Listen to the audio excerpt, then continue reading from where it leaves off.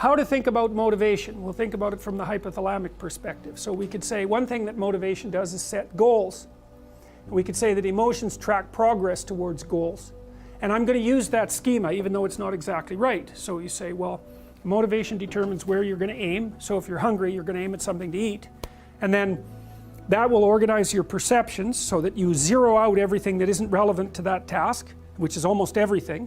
You concentrate on those few things that are going to facilitate your movement forward. When you encounter those things, that produces positive emotion as you move through the world towards your goal, and you see that things are laying themselves out that facilitate your movement forward. Those things cause positive emotion.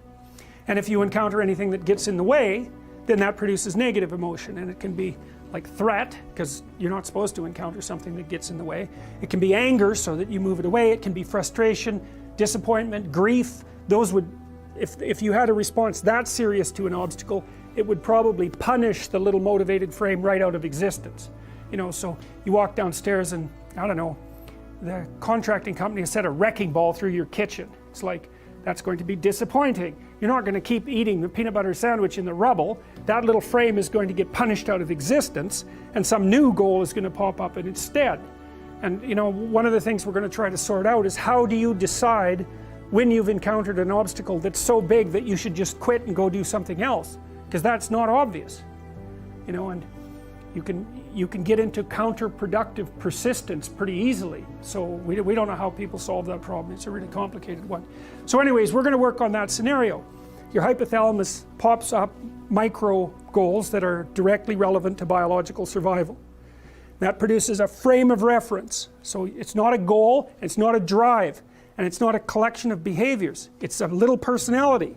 And the personality has a viewpoint, it has thoughts that go along with it.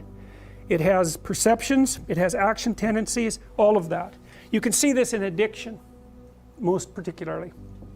So one of the things that you find often with people who are alcoholic is they lie all the time.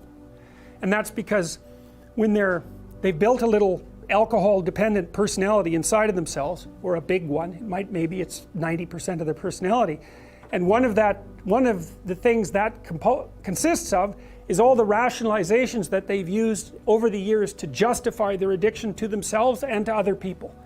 And so the addiction has a personality, you know, and so when the person is off, or maybe they're addicted to meth or something like that, where, you know, the addiction is more, it's more short-term powerful than I would say than an alcohol addiction. They'll say anything, and the words are just tools used to get towards the goal. And if they happen to be deceptive, whatever, it doesn't matter. They're just practical tools to get towards the goal.